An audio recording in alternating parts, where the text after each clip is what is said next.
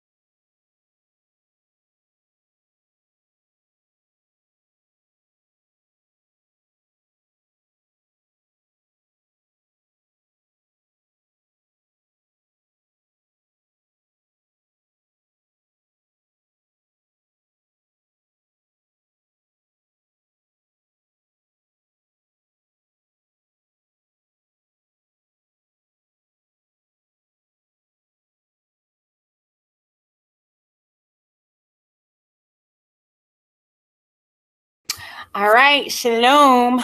I am back.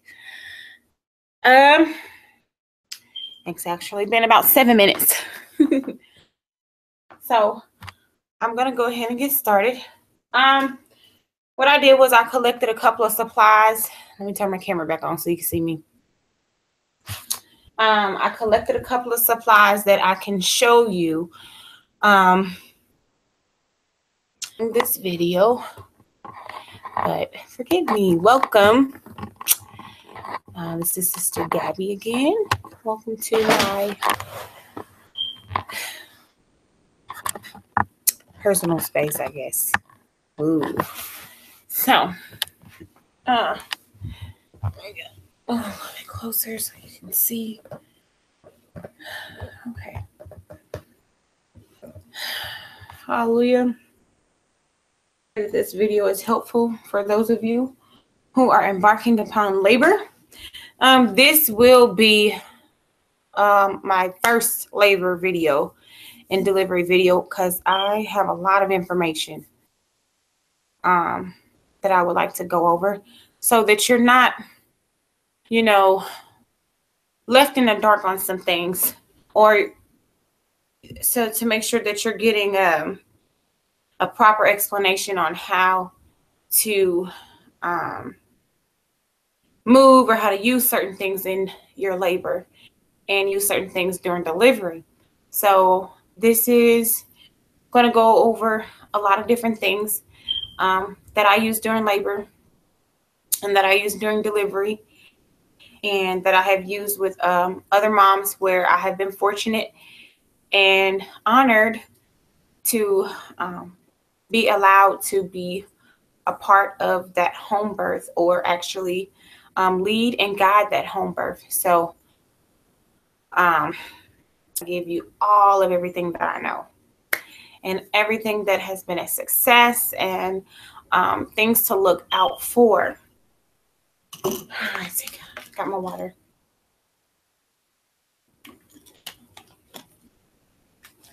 You definitely want to stay hydrated during pregnancy. And of course, I have my KeVita. Ta-da! There we go. I think I was going to take a sip, but I changed my mind. Let me see. The lighting is kind of... I apologize if the lighting is not good. I'm like literally sitting right up under my bedroom light. Let's see if I turn it. Maybe if I turn my camera this way, maybe the lighting will be better. Let me try that. Hold on just a second.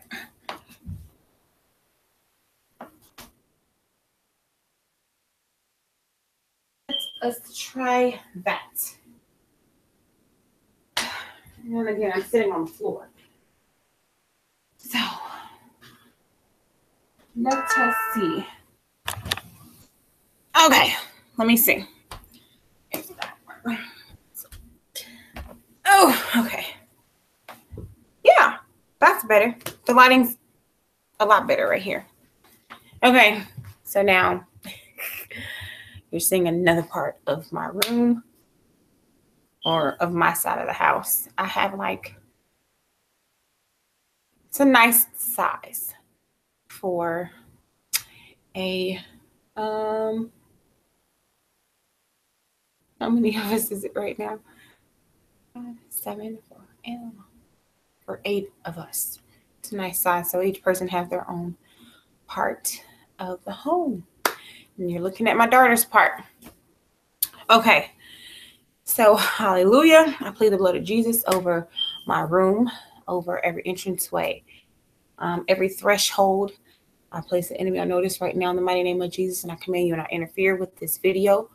You not interfere with this presentation going forth.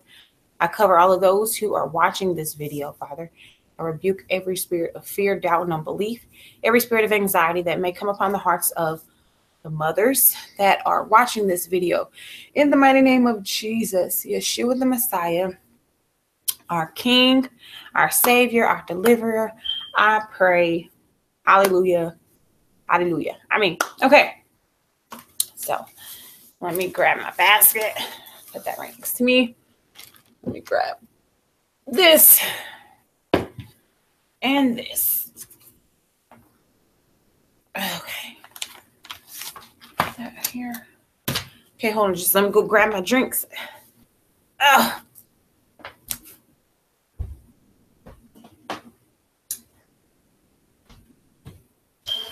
Okay. I am back. All right. Okay. So you may hear my children come in as my master, my husband, will be home shortly. And you may hear him walk in the room too. So just a heads up, just letting you know.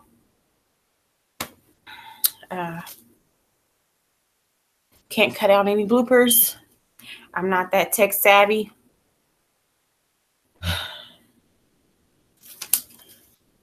Okay. So let me put that in the basket. I have a basket of items to show you what I use. Okay. So the first portion I'm going to talk about is hospital birth. Because I did do both. I did hospital birth and I did home birth. I'm going to give you some suggestions to prepare you for a hospital birth as well as a home birth. These are different things that after the first go around, the second go around, I was prepared to have with me in the hospital. So for you moms who aren't able to do a home birth, whether it be the type of country that you're living in, or whether it be because of a health issue, or whether it be because of an emergency that may happen in the event that you're doing a home birth. These are just a couple of things that you want to make sure that you have already done, and the things that you want to do when you do enter into the hospital facility, or I'm assuming a birthplace facility. I don't really know much about the birthplaces facilities. I just am experienced with hospital and home birth. So I actually am going to need a little sip of this.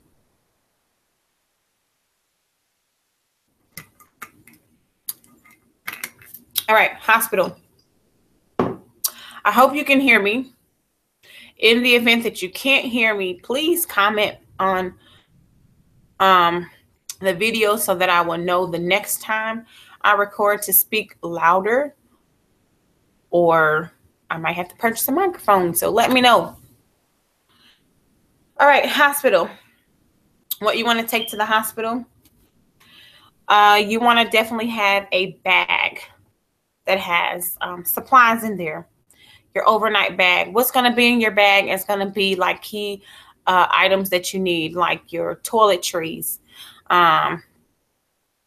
with your pads, your socks, your underwear, things of that nature.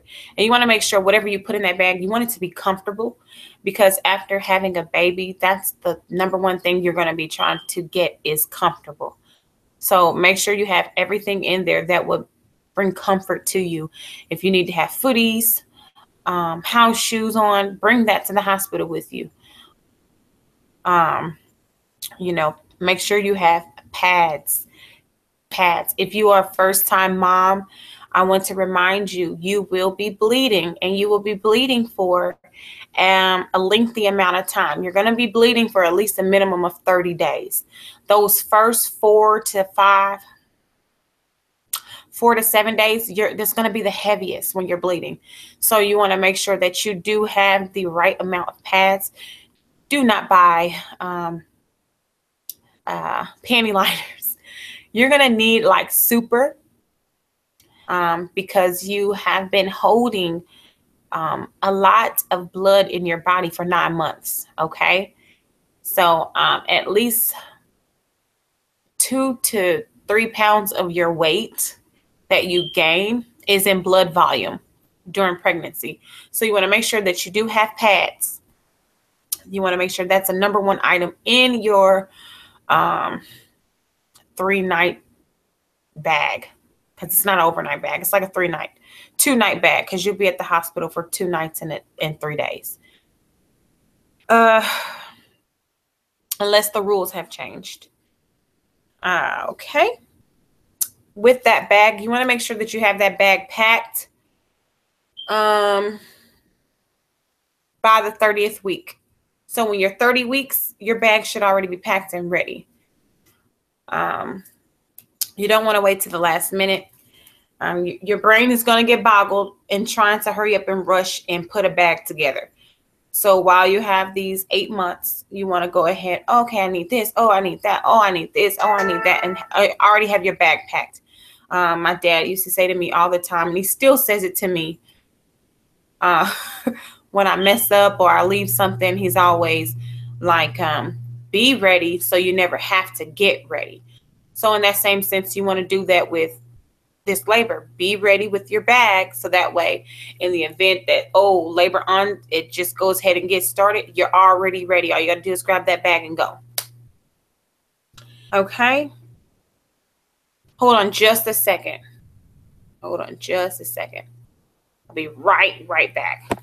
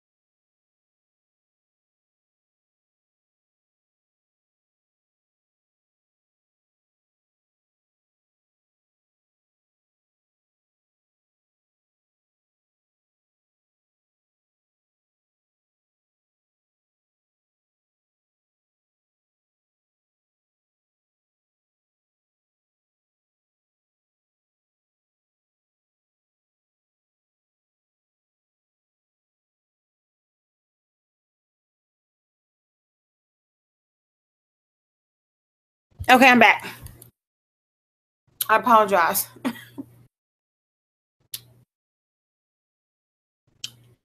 all of a sudden got really hungry. I had to hurry and grab something. So I do not allow nausea to kick in. Nausea will come in if you're hungry and you wait too long to eat. So I don't like feeling nauseated, so I had to pause and go grab something really quick. Okay. So the size of your bag will typically depend on what all you're trying to pack in there. If you need to pack your whole bed with you somewhere, then you may need a large size bag. Remember that you're also packing clothes for the baby or babies. So you want to make sure that you have a sufficient amount of space in the bag. Clothes and baby's clothes. Okay. What you want to do is you want to check the hospital security. You found it? Where was it?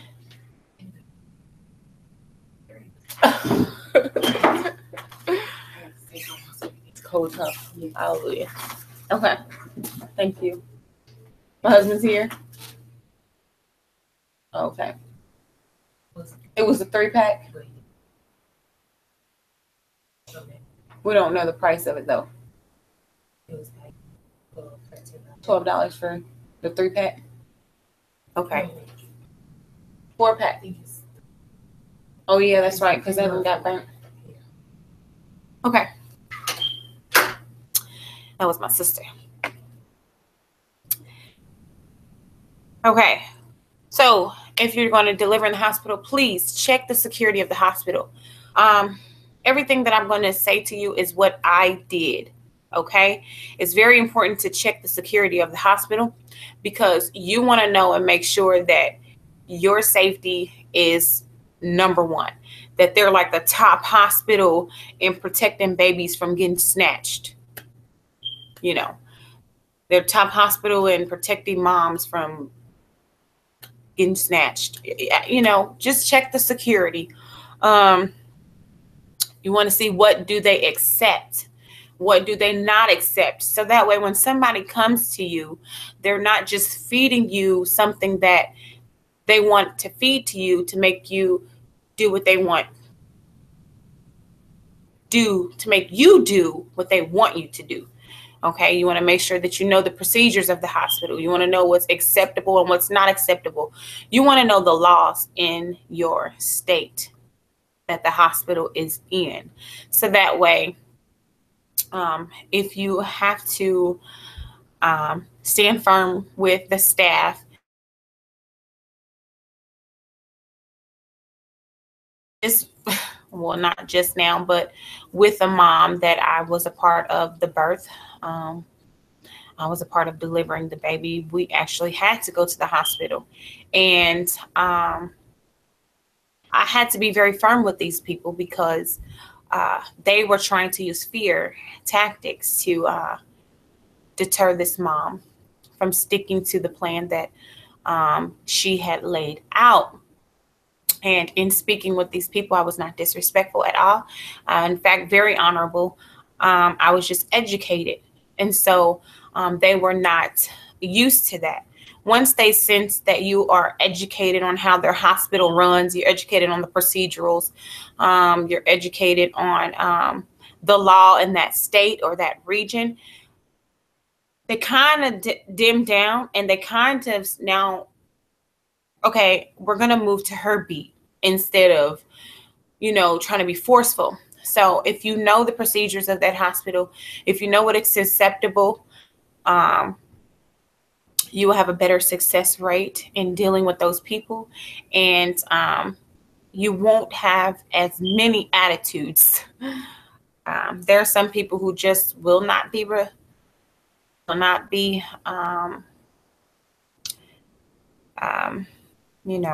cooperative with you. But regardless of the fact, continue to stand firm on what you have researched and what you know to be true about the hospital facility. Okay. If you can, go maybe 5 to 6 weeks before. Well, go sooner than that. Go at your 30th week to go visit the hospital, see what it's about, meet the staff, ask to see the rooms, which you can do that. There's no law stating that you have to actually wait until you go in labor to actually be on the labor ward. No such thing. Okay. I did. When I was about 32 weeks, we went to the hospital, both my husband and I, and we walked around. My husband spoke with the staff. We went through all of the rooms. He spoke with the neonatal nurses who would actually be in the nursery to see exactly where his son was going to be. He also let them know once the baby was born that he was going to be going with him every single where. Every place that they took the baby, my husband let them know that he was going to be there. So when we actually entered into the facility, they already knew the plan for our family. So we didn't have much kickback or much fight. That's why I'm encouraging you, if it is a hospital birth that you are doing, make sure that you go ahead and visit that hospital so that they can get familiar with your face. They get your birth plan out. They're getting your consent and you're getting their consent on certain things. This is important. They will remember you because not many people do that. All right. So make sure that is something that you do if you are going to do a hospital birth. And even if you're not planning to do a hospital birth, but there's a hospital near you that if an emergency happens, you go and you see what that facility is about. Okay. Go ahead and get their information. Go ahead and see what type of doctors are there. Figure out who's the on-call doctor around that time that you're supposed to be due. So that way, these people kind of have an idea of what they're dealing with and who they're dealing with. Hmm? Huh? Oh, okay.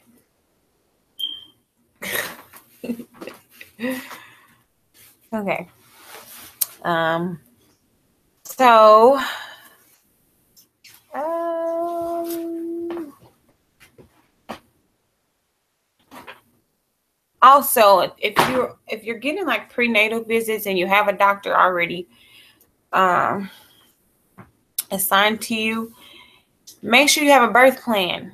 Our first child, husband and I, we did a birth plan, and when we took the tour at the hospital, we actually took the birth plan with us. Like I said, he got a chance to speak to the staff. We got a chance to see the actual delivery room that we requested. And we gave the staff a copy of our birth plan. We also, when we actually checked into the hospital, we had the birth plan sitting right on the table. Make sure that you make aware that you have a birth plan, and there are certain things that you are not going to accept, and there are certain things that you will accept. So that birth plan is very important. Even though you have a birth plan, though, sometimes doctors don't care. The staff doesn't care. That's not going to keep them from trying to push on you what you're clearly against in your birth plan. But having it and continuing to refer back to it will show them that you're standing firm on what it is that you guys have already out for them. You have to remind them that you are in charge, okay? When you go to the hospital, the doctors are not in charge, okay? I know that the type of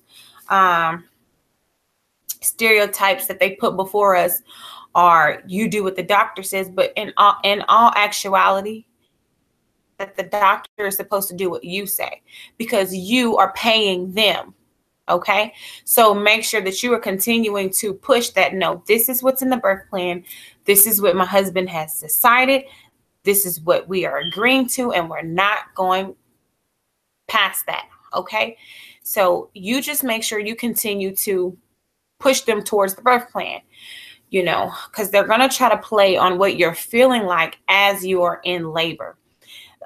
That's their moneymaker, to play off of what you're going through, play off of what your body feels like while you're in labor. So have that birth plan with you. Also, when you're visiting the hospital, you know, speak to the staff who will actually be doing your labor.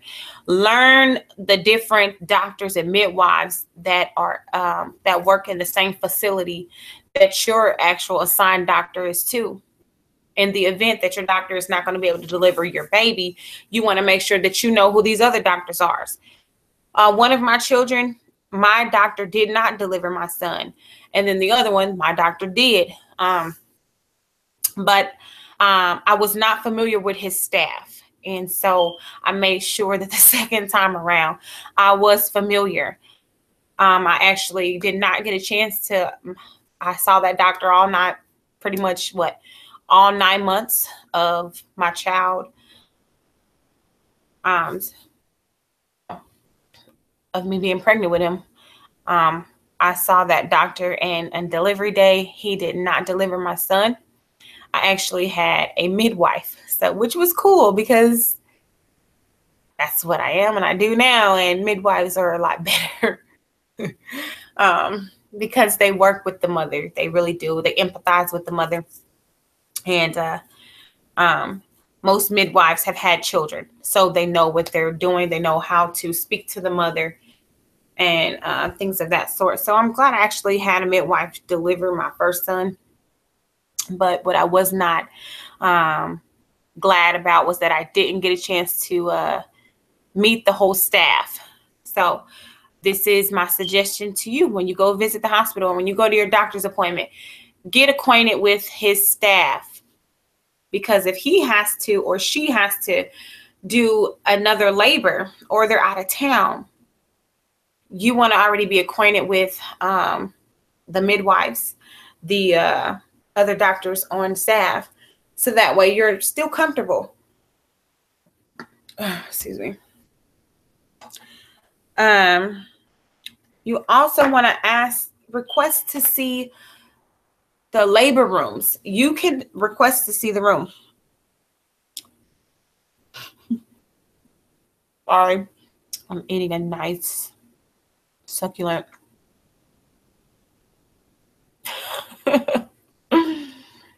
lemon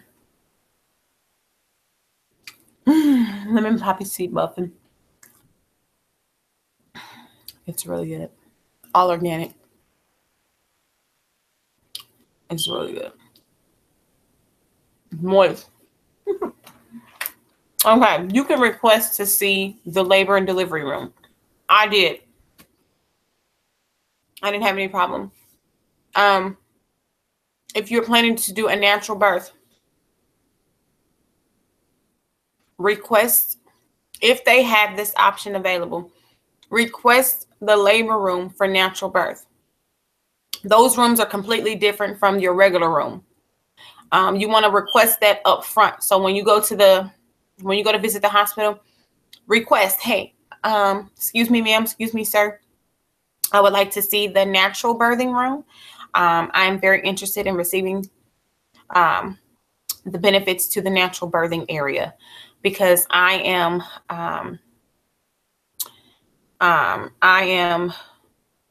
deciding to do a natural birth. No medications, anything. I want a natural birth.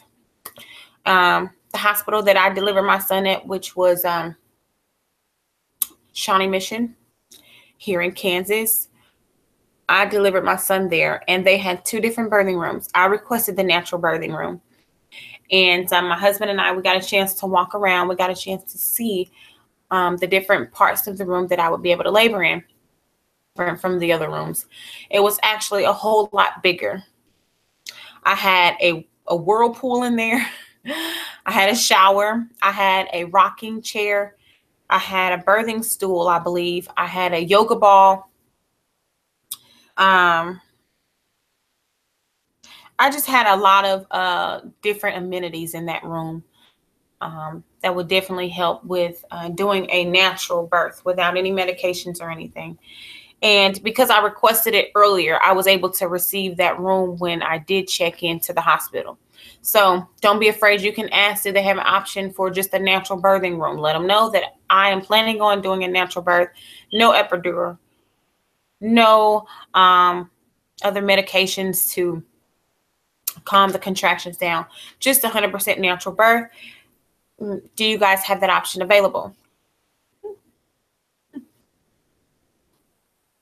No. If they do, they'll say yeah, because they don't have very many of them.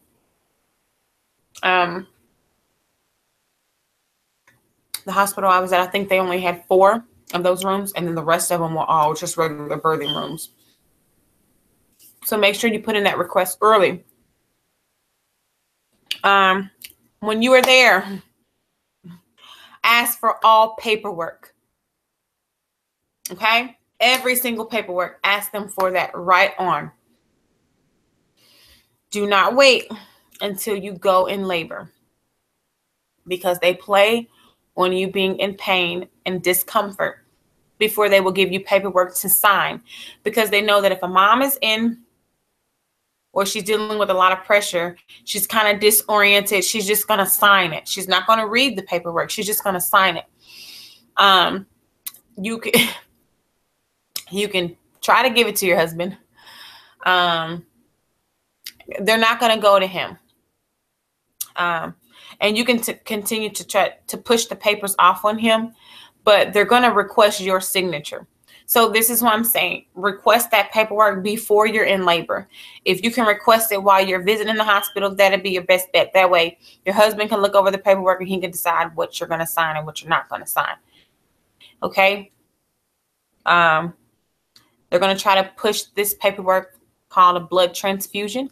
What they're going to do is they're going to try to wait till you're about 7 centimeters dilated, and then they're going to send somebody into the room in your ear asking you to sign this paperwork just in case you bleed.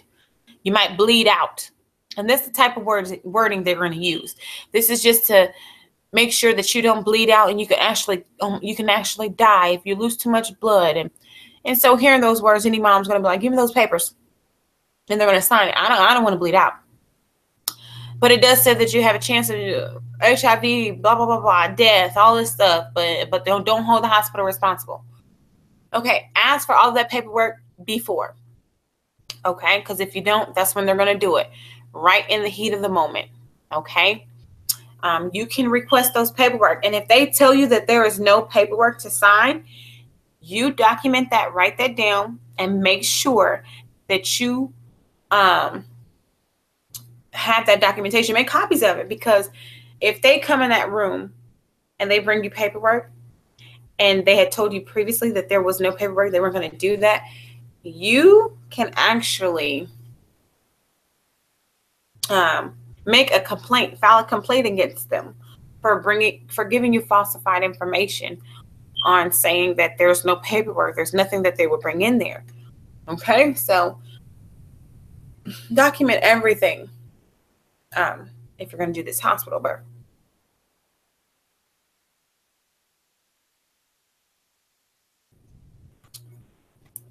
Okay. I'm trying to think what else.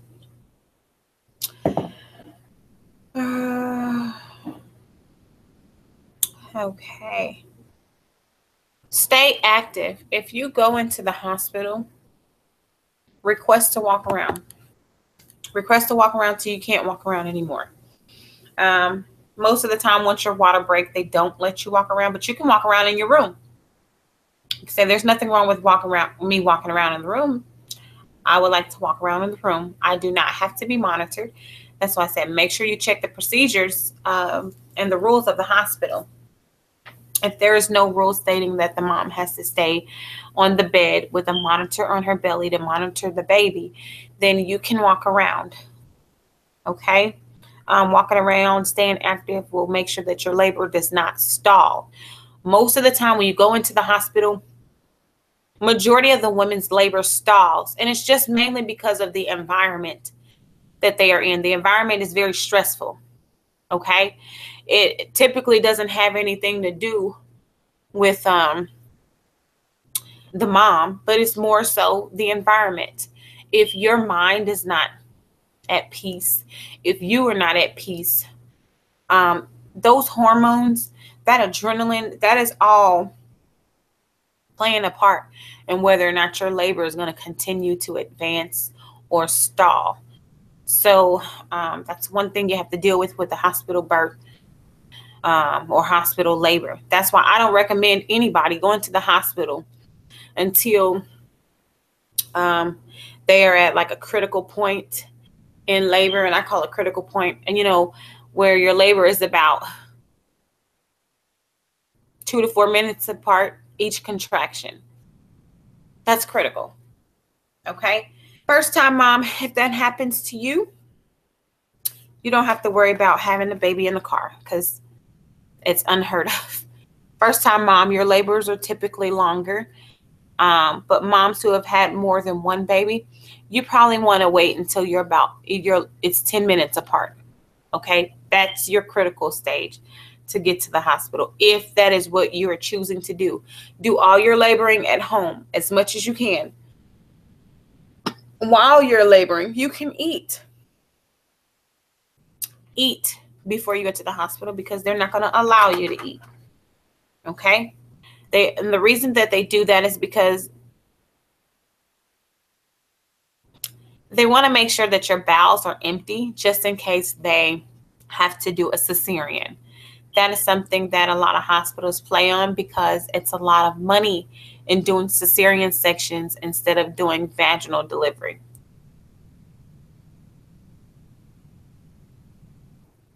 So this is why they don't feed you. There's nothing wrong with eating during labor. What I will say is you want to eat easily digestible foods because you want the sole energy of your body to be focused on getting baby out and not on digestion, because everything else in your body will kind of shut down just so that all the energy that is saved up is stored up for pushing the baby out. Okay? So, You want to definitely make sure that you are monitoring the baby once baby is born. I'm going to say the same thing that I will on home birth. Immediately when that baby is born, skin to skin, put that baby on your chest. And make sure you make that known to the staff as well. Hey guys, when baby comes out, I want to make sure that I am doing skin to skin contact. So just place baby on my chest. I did when it got time for me to push. I just made sure that my gown was unbuttoned, so that way once he came out, I was able to just place him right on my chest. I was able to bring my gown down and place him on there and put him under there and put the blanket over him. And we did skin to skin for about, I want to say, an hour before he was ready to eat. So I definitely recommend skin to skin as well in the hospital. That's one of the most vital times for the baby. You know, and they may say something more like, oh, the baby needs to go on a warmer. No, he doesn't. If his temperature needs to be regulated, put him on your chest. You will regulate him quicker than any warmer will. Okay? That's your baby. Your body has a symbiotic relationship. It speaks to the baby's body. Okay? It will do. If the baby's temperature is too low, your body will bring his temperature up. If the baby's temperature is too high, your body will bring the temperature down.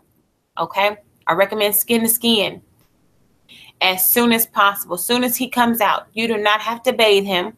Just throw him on your chest. Okay? And that's another thing. I don't recommend bathing him either because of the emollient that's on his skin is very vital. And I'll go over the benefits of that too. I'll probably hit that on the next video. Right now, I'm just going to give you key things that you need when you go to the hospital and key things to look out for. So we'll go into more details in the next video. All right, items to bring. Bring a pillow. I recommend a body pillow. Okay. The beds in the hospital are not that comfortable, especially after laying in it for 2 nights. You want to have a body pillow. You want to have your comfortable clothing. Bring a robe. The gowns in the hospital, they don't button up in the back. So bring you a robe to put on. If you're going to be nursing, make sure you have some all-natural nipple cream. I sell some. I will do a video on showing you that too and how to apply it, things of that nature. So you want to make sure you have an all-natural hemorrhoid cream. I have that as well. So those things are going to be very important for you, especially after labor, because the baby will nurse a lot. Okay, especially if you have the baby in the hospital, because they're going to cut the placenta cord. And so that's going to make baby a lot more hungry because of the loss of blood volume. Okay. Definitely have nipple cream.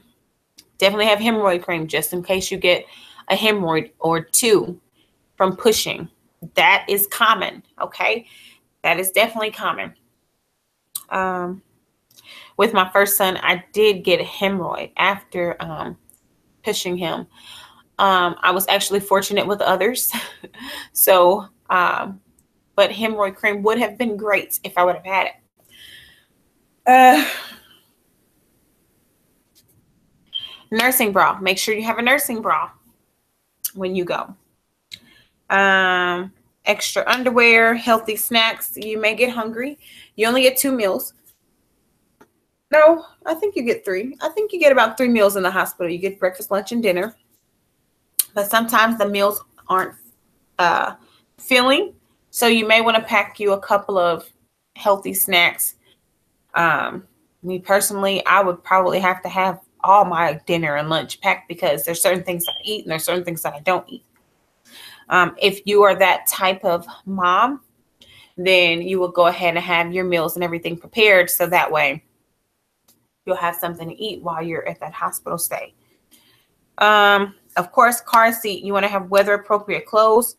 Bring witch hazel, essential oils, a heating pad, ice packs, make sure you have your hygiene supplies like your toothbrushes, your bath soaps,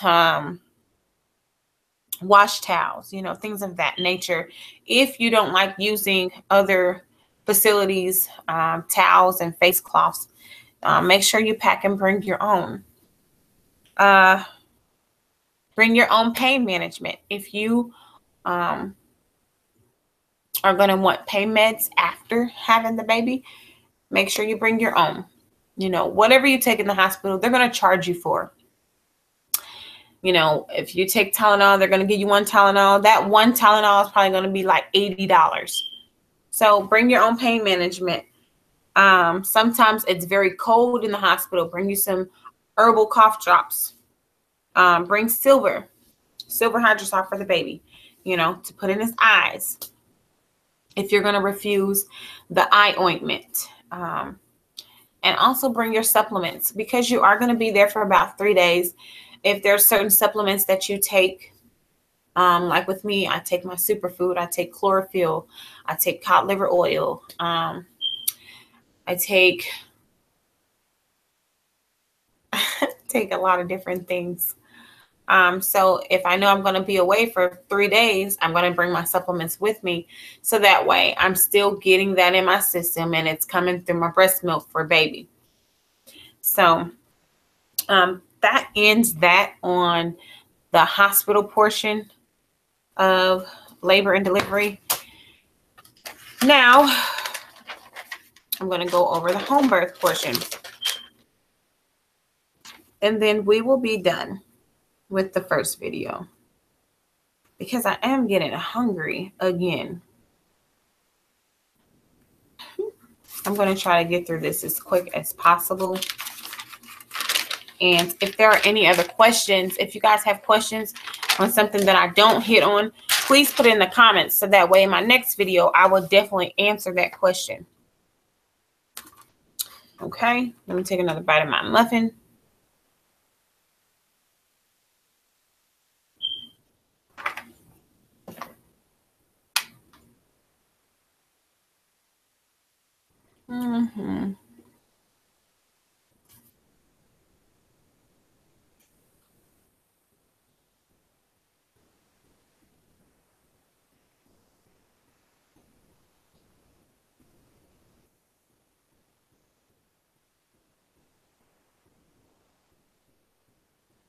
Sorry.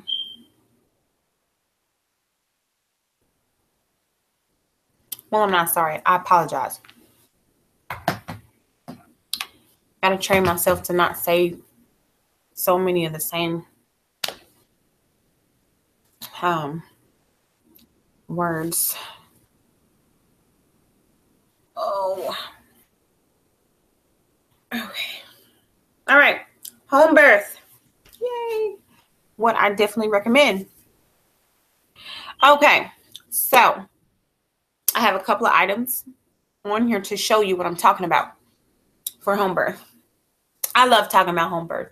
It is one of the best experiences a woman could ever have in her lifetime, if she ever decides to have children. You will be so amazed at the ability of your body. You'll be so amazed in awe and wonder of the Father on how he designed your body intricately to perform in a manner that it just does not make sense to the natural mind. Like, how in the world does a baby go from in here to outside of this body? And I'm still in good tact. So home birth is definitely a beautiful, beautiful experience. And I'm excited for every mom that, you know, goes on that journey.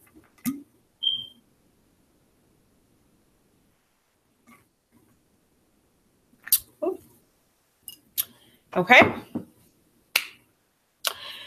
Essential oils. Okay. I have that at the top of my list because essential oils are a wonder. The Father placed herbs here on this land to be healing for the nations. And I tell you, the medicinal benefits that the essential oil offers is amazing. Once again, it allows you to look at your creator and be like, this is amazing, Father. You thought of everything from the beginning to the end. How everything just works synergistically, you know, with our bodies. You've placed things here already to just work in a manner that is just boom, boom, boom, boom, like domino effect, just perfect. So essential oils is by far one of the best things that you can have for your home birth. Okay. You want to get essential oils that you know soothes you. So there are certain smells, certain aromas that soothe you. For me, it is tea tree oil. Tea tree oil is a very soothing medicinal oil that I use. And it calms me. It also calms my children, which is funny. It's probably because they are used to the scent from being from out the womb. So tea tree oil is an oil that I use to calm my children as well. I will put it in the diffuser or a burner. I have a diffuser. Most people don't have access to a burner. So I'm going to show you what the diffuser looks like. The one that I have. This one is about $40. And what happens is this one, you actually don't have to have a carrier oil to diffuse it. All you need is water, which is great. There's an overabundance of water. So what happens is I just take this top off and I pour water in here to the fill line. And then I add a couple of drops of each essential oil that I want to put in there. I put the cap back on, I plug it up, and then I push this button and then it comes on. And immediately you can see the steam coming out and the oil being diffused in the air. And it works almost immediately. And so I definitely recommend you having a diffuser or a burner to diffuse the essential oils that soothe you, that will keep you calm, that will uplift you, that will make the environment feel peaceful. That's what you want with the diffuser. Diffuser, I paid about $40 for this. You can get this at like a Natural Grocers, a Whole Foods. I can't think of any other store that may have it besides stores like that. So definitely want one of those. And then the top oils that you do want to have, these are the oils that I have and the oils that I distribute. Breathe Ease is a combination of oils that helps you breathe. If you're someone who has respiratory issues, that will be a good oil to burn in the diffuser. It's called the Breathe Ease. It'll make sure that it opens up your lungs. That way you can take the deepest breath possible without struggling. It also helps with if you're congested during labor. You never know. Clary sage. Clary sage can be used in conjunction with making sure that labor continues to go. If it stalls, you can put some clary sage on your ankles, on the inward parts of your ankles, and that will help labor continue to progress. Frankincense, Helichrysum. Like I mentioned in a previous video, Helichrysum is good for blood clotting. Frankincense is an antiseptic. Another combination blend is Invigorate. Again, it makes the atmosphere not so cloudy, and it gives you a little bit of energy. Myrrh, also antiseptic. Tea tree oil, antiseptic, antibacterial, antifungal, antivirucidal. So that is a very good oil to have during labor and delivery. And peppermint oil, that's very good to have as well. Silver, you want to make sure you have silver hydrosol, or other people call it silver, what is that? Colloidal? What is it, honey? Colloidal silver. I call it silver hydrosol, but other people call it colloidal silver. Okay, you want to have that for home birth. That is what you're going to use to make sure that the baby's eyes are free and clear of any bad bacteria. Okay, you only need maybe a drop in each eye.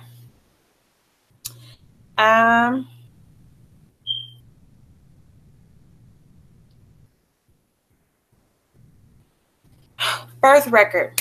So you want to keep track of everything so you can make your own birth record or certificate of live birth.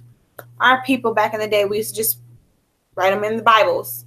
But now we've gotten a little sophisticated. We have computers where we can type up our own little birth certificates, and that's what we do. We create our own birth certificate, and Daddy signs it, Mommy signs it. We imprint it with our thumbprints and the baby's footprints. So you want to have an inkless ink. And say you don't have access to that, you can actually get one of these. I do sell these. So if you guys are interested in getting one of these, this is for you to be able to get your baby's footprints and fingerprints. And so this is kind of, we use this one, but that's what it looks like. Fingerprint, both feet prints. Okay, that's what it looks like. So if you're interested in getting that, comment below, let me know you're interested, and we can get you some of these. Okay. A birth kit. You want to make sure you have a birth kit. What is in the birth kit? You decide. I'm going to show you a couple items that we use to develop our birth kit. You're more than welcome to get a birth kit from us as well, or you can find someone online who does birth kits. I'm going to show you what comes in our birth kit. So we have the enormously large pack. It's kind of like what you get in the hospital, but ours is bigger. See that? And it opens up like that. So that's what it looks like. Okay. This is just to start you off for that first 2 days. You can decide how many you want. But that's what it looks like. It opens up. You just sit on it and you add it to like the little stretch undies that you get in the hospital. But this is what comes in there. You get some of these. You get the flat like Chuck's pads that you tuck up under you, just like they do at the hospital. And this is the medium-sized one. If I open it all the way, you can kind of get a better glimpse of it. Peri bottle. You want to make sure you have a Peri bottle or 2. I had 2. I recommend 2 or 3. That way, when one's done, you can go and get, instead of having to fill it up, squirt, fill it up, squirt. So I recommend about 2 to 3 of these bottles, and then fill them up after. Every time you use the restroom, fill them up after, so that way when you go back, you'll have some water already in there. And fill it up with hot water, because by the time you go back to the restroom, it'll be warm. Okay. Hi, honey. You want to get up there with Daddy? Because Mommy's making a video. Get up there with Daddy. Shut the door. Get up there with Daddy. What did I just say? Don't be disobedient. Okay.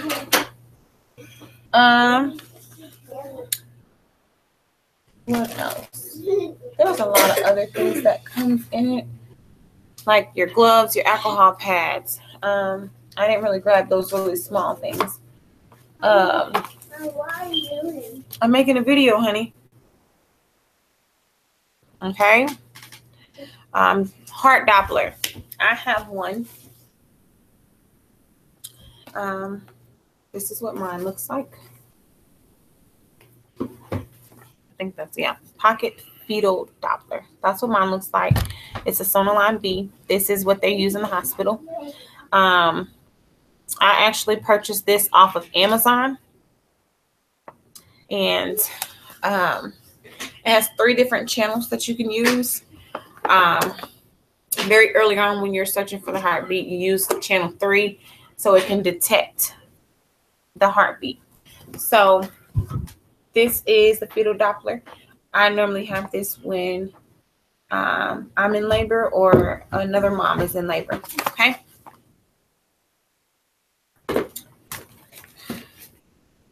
What else is on here? Blood pressure cuff. You want to have a blood pressure cuff. You want to monitor your blood pressure, especially if you normally have blood pressure issues. You want to keep that monitored. Son, get up there and sit down.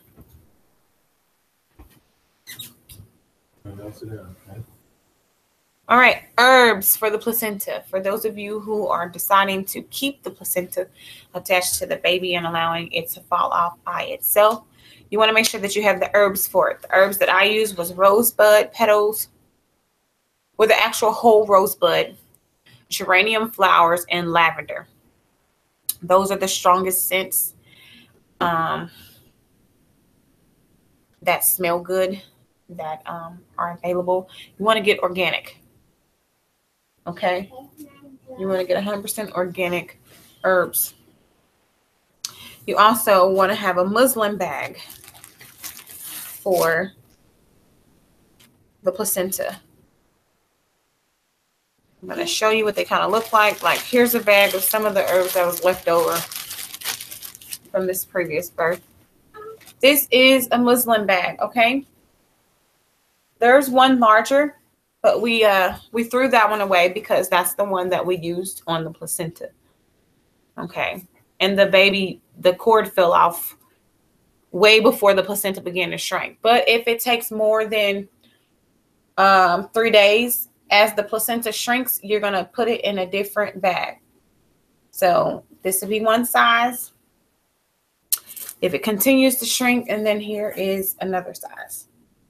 Okay, those are the muslin bags. Okay, but here's the first one. This is really large to medium, then it'll shrink to small. Okay, small.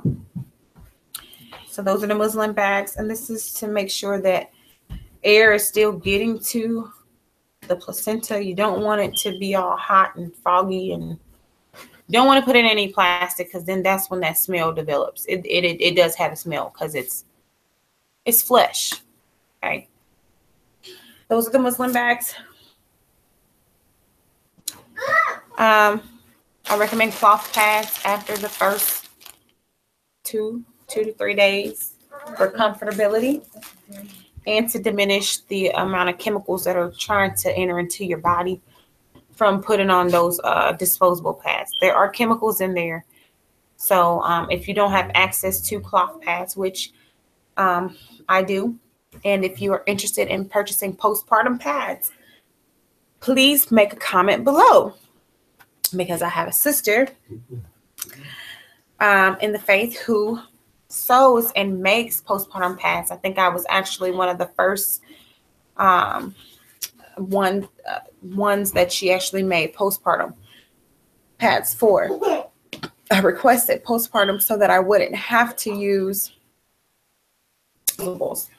And so her name is Allie Max. You can find her on Facebook, Allie Max Pads, and comes in like a little bag like this. And this is one of the postpartum pads that I had. Okay. On the inside, it doesn't have to be white. So this is one.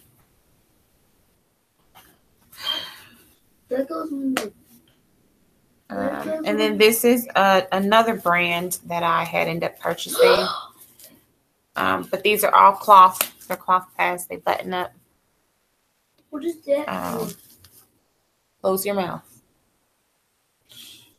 Okay, this is a postpartum. You can see how big it is. Okay, and it's very soft. This is microfiber. Okay, this is microfiber. These are very comfortable. You don't have to worry about it sticking to you like the disposable pads do. And like I said, like different designs and things like that. This one is a charcoal. So I have like 3 different types of cloth pads. This one is a charcoal cloth pad. Supposedly, it's supposed to keep bacteria production down. That's the charcoal. Okay, that's what it looks like. And they're very comfortable. It's like microfiber. And this is, I think, charcoal bamboo. This one is. So make sure you are stocked up on those. I have like 50 of them. You know, stay away from disposables. Okay. Witch hazel wipes. You can actually make your own. But if you can't make your own, Tucks, witch hazel pads, Tucks, like Walgreens, they sell them. You want to make sure that you have some of those. 2 to 3 containers full, because it works really well if you do have hemorrhoids, and it also works really well on your perineum. It will help the perineum heal quicker. Okay, and it's not going to cause any burning, any stinging, anything. So if you are sore down there, the witch hazel pads or the Tucks pads will help out a lot. Get your brother. Do not let him fall. Go, Daddy. Go, Daddy. Go, Daddy, Z. He probably sees my muffin. That's probably why he's doing that.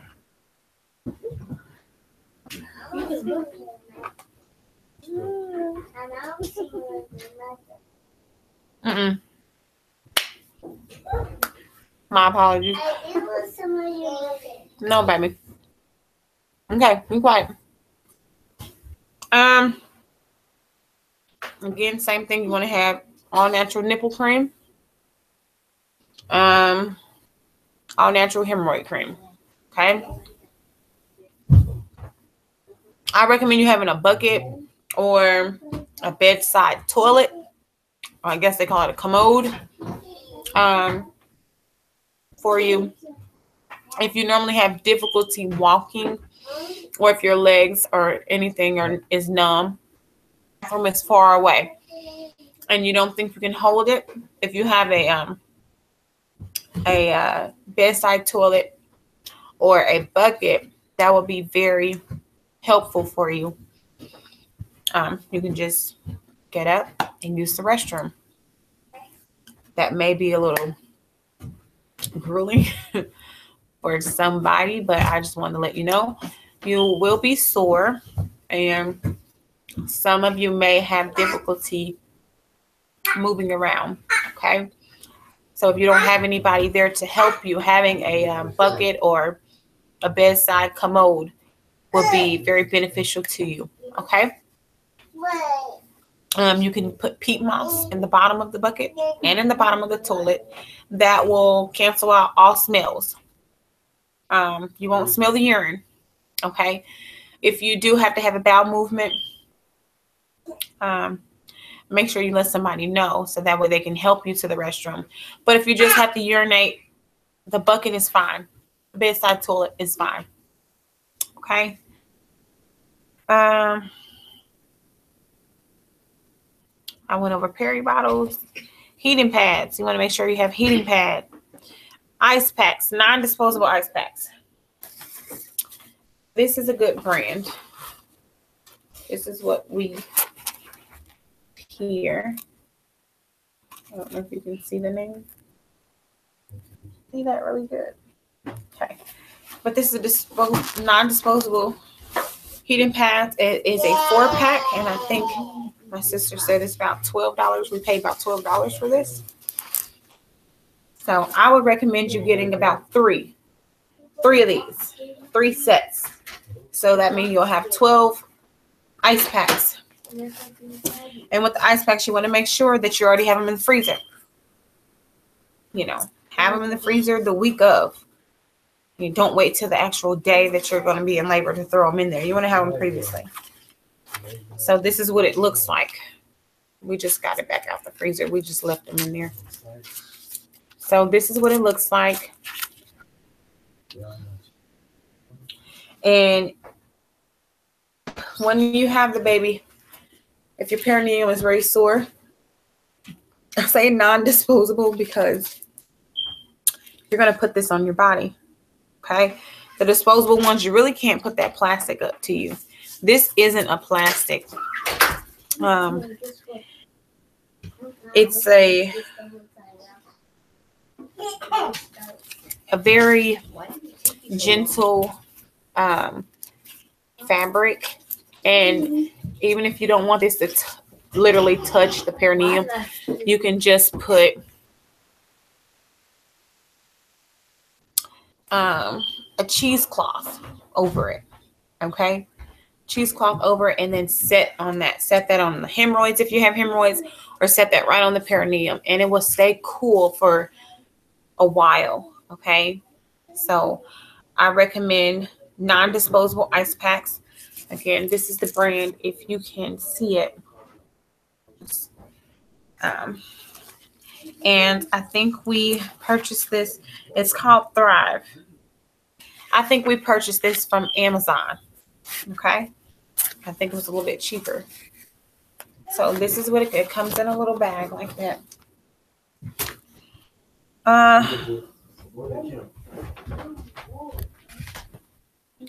Oh goodness.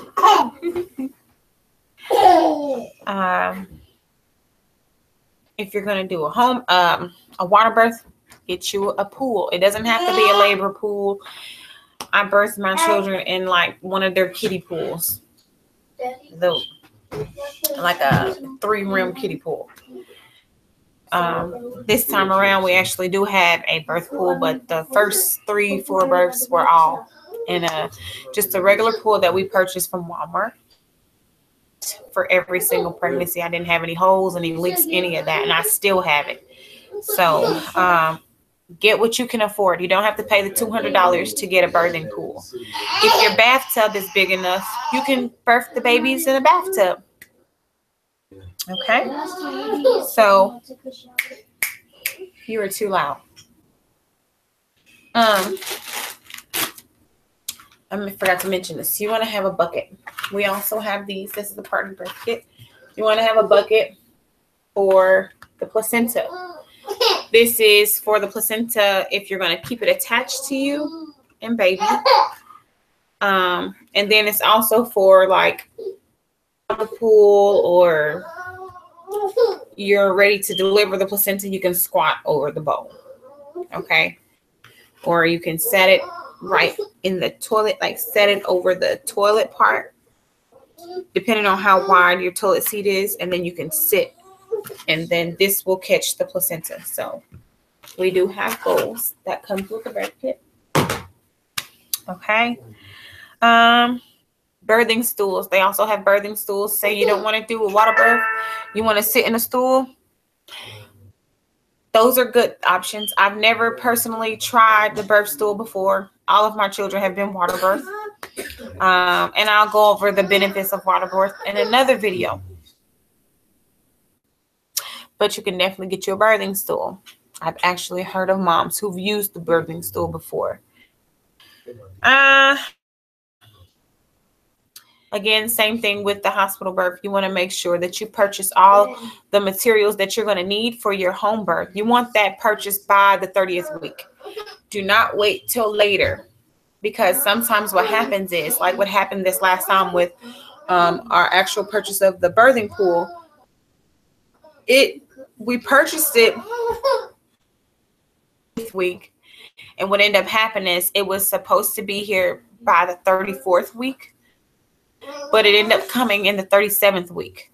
Some kind of delays happened with the company to where we got pushed back an additional 2 weeks, 2 to 3 weeks. So that's why I recommend you have everything purchased and paid for by the 30th week. That way you don't have delays like that. The 35th week for the pool, to purchase the pool, we wouldn't have never had the pool for the birth, because it would have came 2 weeks after we needed it. So purchase everything by the 30th week. Once baby is here, you want to make sure you have like a linen or muslin blanket. I want to show you what it looks like. This is a muslin blanket that I use for my children. It's not very, well, you can't see me through it, but it's breathable. It's breathable fabric. And it's comfortable. They really like being swaddled in this. And it's a large size. Most blankets that you get from like Walmart or something like that, they are not that big. This blanket is big. It's wide. This brand is Adden. Let's see if I can put it up there. I think we paid like $30 for this blanket. It came in a 4-pack, but it was worth the money.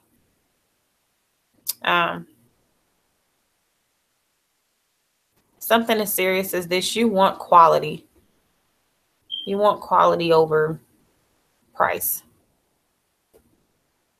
Because this has lasted through more than one baby. Okay, so this is a muslin blanket. This is definitely good for baby skin, especially if you're going to do skin to skin.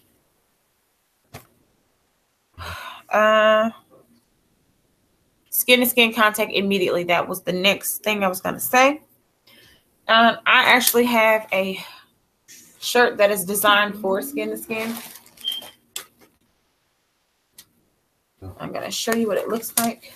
It has a belt just in case I'm going to get up and walk around with the baby attached to me. So I want to show you what the shirt looks like. Okay, this is a skin to skin shirt. This is the brand. You can probably Google them, or you can look them up on Amazon. Okay. The name is Nuru. And this is what the shirt looks like while it's on the hanger. Fashionable shirt. But it's Velcroed. And you just take it off like this. Undo. And then undo it here. Okay? Baby goes in this part. Okay? This is where baby goes. You tuck them in this part. And on the inside, it shows you the proper way that you're supposed to put baby in there. Okay. You want a shirt that gives you instructions like that. Okay, so baby goes in there. Then once baby is in there, then you're going to bring baby around. His back, chest, or whatever is going to be out is going to be attached to your skin. Then you put the Velcro back together. Back together. And then back together on this side. Okay. And then there, skin to skin. Now if I'm going to get up and walk around, then I add the belt. I put the belt on. That way that's supporting the baby staying attached to me. So that's the skin to skin contact shirt. And then last but not least, you want to have a labor tincture. If you want your labor to continue to progress, I do have labor tinctures as well, which will be mentioned in another video. Anti-hemorrhage tincture. If you get up too soon and you're like moving around a lot, you're definitely going to have to have an anti-hemorrhage tincture with you. That way you don't hemorrhage from moving around too quickly or too soon. And then after birth brew tincture, which I do have that as well. That helps with the after pains, the after contractions that come after having baby, that are really strong every time the baby nurses. So if you're interested in getting any of those tinctures or anything that I've mentioned in this video, please feel free to comment, email me, message me. Let me know. Hey, get your brother so he doesn't fall. And I will get back to you as soon as possible. Here is another heating pad. They have the electric ones, but this one is a clay heating pad. And this stays hot for like 35 minutes. I mean, like intense heat.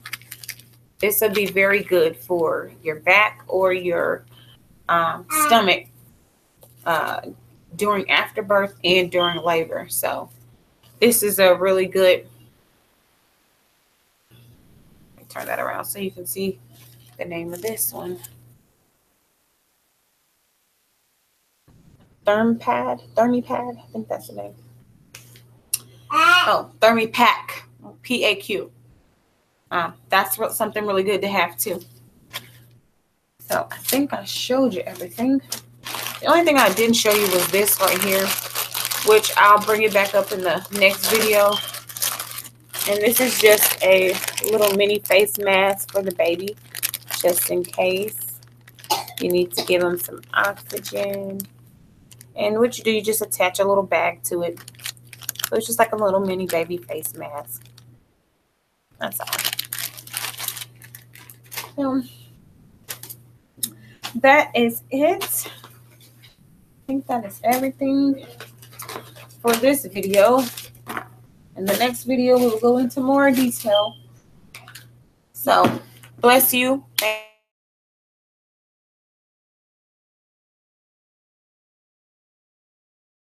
Shalom.